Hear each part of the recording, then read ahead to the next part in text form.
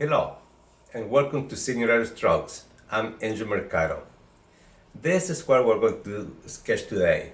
I took this photograph around the year 2000. I used to live in Indiana. This was at a friend's property, and he had a beautiful property, and this was pretty far away from the house.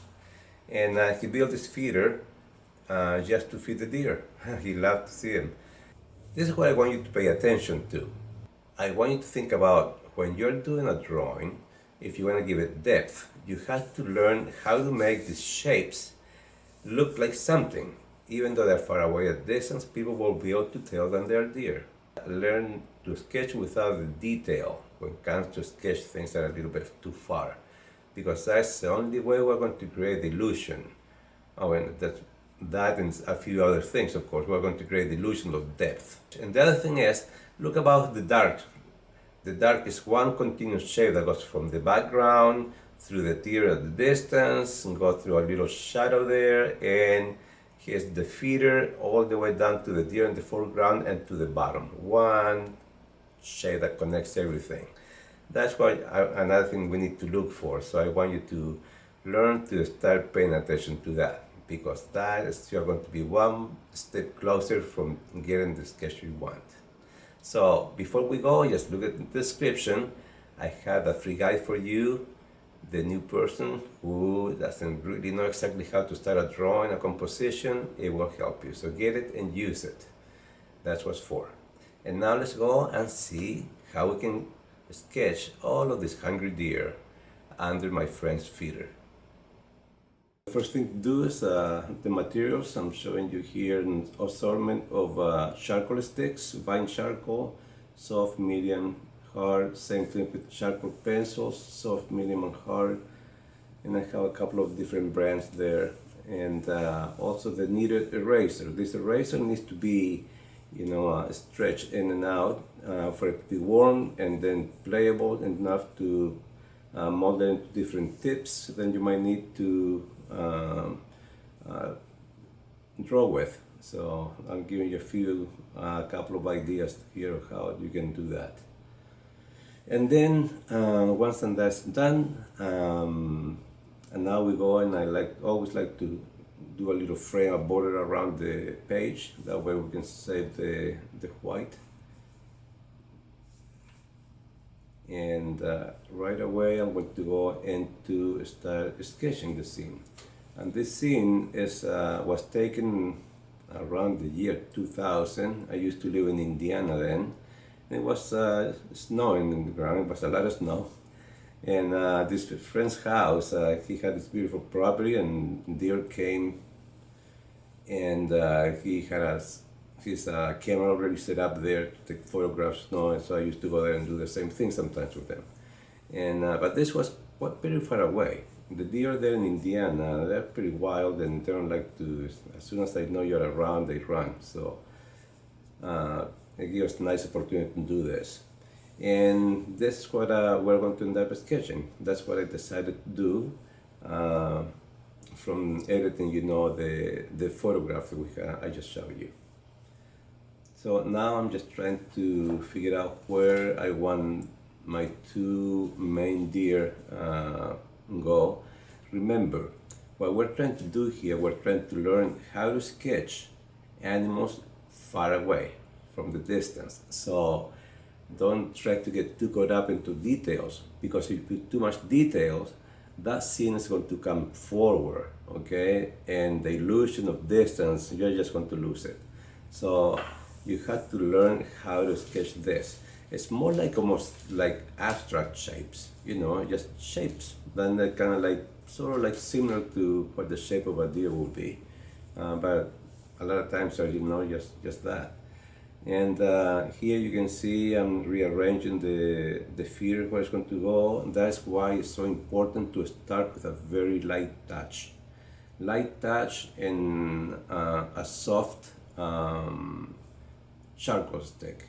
That way you will be able to move it around, not needing to have to use your eraser to erase it, because all of that is going to help for in the final drawing, because it's going to start giving more texture, gives it more character as we develop more layers. So just leave them there, don't erase them all. You can always go a little bit darker, or go with the finger and erase a little bit and apply darker tones on top of that. You see, tip for you who are just starting to do this. The other thing is, when I do this composition, I'm always thinking about how to link all of the dark areas that I see in the composition, how to link them together from top to bottom. That means from the background to the midground to the foreground, right? That's very close to us. And try to create a shape that is going to unify, it's going to go all the way from top to bottom. And that is also what I am keeping in mind here when I'm doing my composition, because that is part of my objective, just to link all of these shapes, darker shapes, together and create one continuous shape. It's always something you wanna kind of shoot for when you're developing a composition. At first, it's very sketchy because I'm still kind of processing in my mind how exactly I want it to look. And I'm looking at the reference drawing, but now pretty soon I'm just going to start reacting to what I see in front of me, not much as far as the drawing that I'm sketching from, because I already got the idea in my mind and I got it on paper. I have enough information here where I just, I can start reacting to my drawing, not to what I'm drawing from. Because the goal here is not to make, a replica, okay? So we'll forget about that drawing here very soon. And another thing that's very useful to you, and I suggest you do it, is to squint your eyes. When you squint your eyes, my goodness, you get rid of all of the texture and you start seeing nothing but shapes, darks and lights. And here you're going to start seeing if you are kind of connecting the, like I was saying, the darks. You can see them a lot easier. So get used to that, practice that. It's a very useful tool that you have right here in front of you. Of course now, at my age and with these glasses, all I have to do is just take my glasses off and hey, I can see it just as blurry as I used to see them before. That's cool. Sad part is that my eyes are going bad, but they help here in this situation. And now it's just I'm trying to define a little bit more, try to give the figures in the front and make them a little bit darker and a little bit sharper than the rest of the scene, since they are closer to us. But still, I had to keep repeating, to myself, remember, this is a drawing about animals at the distance. So don't forget that, because if for the time you start creating too many details, you just ruin the illusion of distance in your drawing. So always keep that in mind. The brain needs only one kind of sort of like recognizable shape, okay? And then it's going to relate that shape to all of the rest of the shapes that you have there. It's going to seem as the same. So remember that. You just don't need to make them all, with details or because the brain will make the difference. And remember, this was taken from far away, from distance. And now what I'm doing with the charcoal stick, I'm putting the details of tree trunks. And they were right there at the edge of the field. And behind that, there were those thicker woods. So the nice thing about this is two things. One thing kind of stops the eye from wandering all the way to eternity, right? It keeps you kind of right here. And it creates another layer. If you notice that, it looks like the trees are here and then there's something else behind it. So that's another reason why it's helpful to do this. And of course later on I'm going to put a few highlights of sun, here in some of these tree trunks, and that's all they need. You don't want to take all the attention to the background. You want to keep it right here in the center of interest. And little by little, just darkening it up more. You know, as I'm looking at now the image, I'm kind of seeing what it needs, what I need to go with it. So that is why I start developing little by little.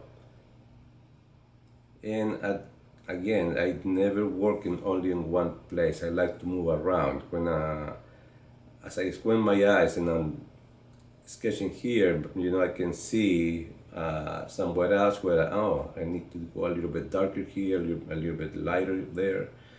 Um, so it's kind of like a give and take. Just like here with the eraser, with the eraser, I try to reshape some of the forms. With the eraser, I'm lifting the charcoal where, you know, I want to be a little bit of light. So it's kind of like a give and take. And that's why I enjoy the layer process, because with the layers, you know, allow me to do this, to keep on changing my mind, or keep on you know, seeing what it needs to, what I need to do to improve what I had in there, so I can convey my image to you better. And if you enjoyed this, if you find it useful, please give me a like. They're really going to help my channel with that. And subscribe if you are interested, really, if you're serious about drawing. I have about 130 videos like this that you can use and take advantage of. So remember that. I hope you'll do it if you're serious about this, and I hope you'll get a lot of use out of this. And of course, you can drop me a little comment, tell me what you might like to see. Who knows, maybe we can make a video from that. So a lot of this comes from that, ideas. And now just redefine a little bit of the drawing, not a whole lot. I have to remember we are just sketching, you know, sketching animals at the distance. And now with the eraser, I'm going to put a little bit of a indication of the snow on top of the can or the feeder, and define with the eraser now, define a little bit more the shape of it, where of course around the edges, lighten it up a little bit. It's kind of like we're sketching with the eraser. Also the deer themselves, now I'm going to reshape them with the highlight right from the sun on their bodies. So we define them a little bit better. And really here with the eraser, especially at the distance, all you have to do is just do a couple of 3 little lines, and the brain's going to say, oh, there's another deer. It's really without even sketching it. So keep that in mind too. Just experiment with it. It's a lot of fun. But like I said, remember, these are distant. This is how we create the illusion of distance when we draw animals. And that is it, my friend. I hope you enjoyed this. I hope it's useful and you practice, and I hope to see you again. Goodbye.